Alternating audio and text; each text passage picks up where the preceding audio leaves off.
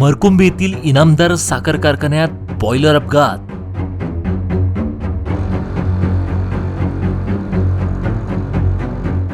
8 कामगार जखमी, चौघांची प्रकृती चिंताजनक।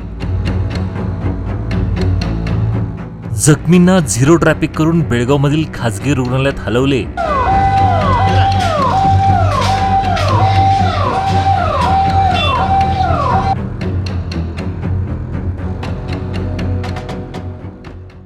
बेळगाव जिल्ह्यातील मरकुंबी येथील इनामदार साखर कारखान्यात आज बुधवार दिनांक 7 जानेवारी रोजी दुपारी 2 वाजता भीषण अपघात झाला। बॉयलरमधील गरम पदार्थ अंगावर पडल्याने 8 कामगार जखमी झाले आहेत।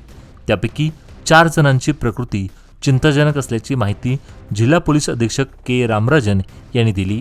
जखमीपैकी एका कामगारावर बैलहोंगल येथील रुग्णालयात उपचार सुरू असून उर्वरित जखमींना झिरो ट्रॅफिक करून बेळगावमधील खासगी रुग्णालयात हलवण्यात आले आहे। ही घटना मुरगोड पोलीस ठाण्याच्या हद्दीत घडली असून या प्रकरणाची नोंद घेऊन सखोल चौकशी करण्यात येणार असल्याची माहिती पोलिसांनी दिली। ಇವತ್ತು ಮಧ್ಯಾಹ್ನ ಸುಮಾರು 2 ಗಂಟೆ ಸಂದರ್ಭದಲ್ಲಿ ಮರಗುಂಬಿ ಗ್ರಾಮದಲ್ಲಿರುವ ಇನಾಮದಾರ್ ಶುಗರ್ ಫ್ಯಾಕ್ಟರಿಯಲ್ಲಿ ಒಂದು ಘಟನೆ ಆಯಿತು। ಆ ಘಟನೆಯಲ್ಲಿ ಸುಮಾರು ಒಂದು 8 ಜನಕ್ಕೆ ಗಂಭೀರವಾದ ರೀತಿಯಲ್ಲಿ ಒಂದು ಸ್ಟೀಮ್ ಅಥವಾ ಒಂದು ಪದಾರ್ಥ ಹೀಟಾಗಿರೋ ಪದಾರ್ಥದಿಂದ ಒಂದು ತುಂಬ ಗಂಭೀರವಾದ ಗಾಯಗಳಾಗಿದೆ। ಅದರಲ್ಲಿ ಸಿವಿಯರ್ ಇಂಜರೀಸ್ ಒಂದು 8 ಜನಕ್ಕಾಗಿದೆ।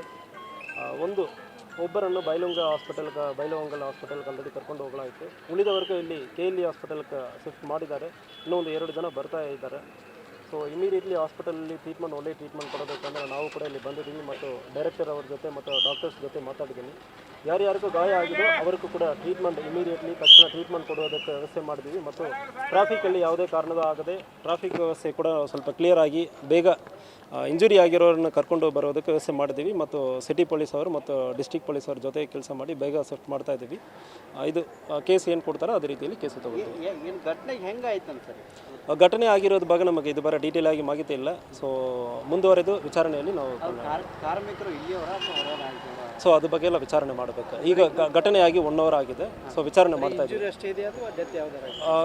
ಸ್ವಲ್ಪ ಸೀರಿಯಸ್ ಇಂಜುರೀಸ್ ಇದೆ, ಕೆಲವೊಬ್ಬರು ತುಂಬ ಸೀರಿಯಸ್ ಕಂಡೀಷನಲ್ಲಿ ಇದ್ದಾರೆ। ನೋಡಬೇಕು, ಡಿಕ್ಲೇರ್ ಆದಮೇಲೆ ನಾವು ಹೇಳ್ತೀವಿ।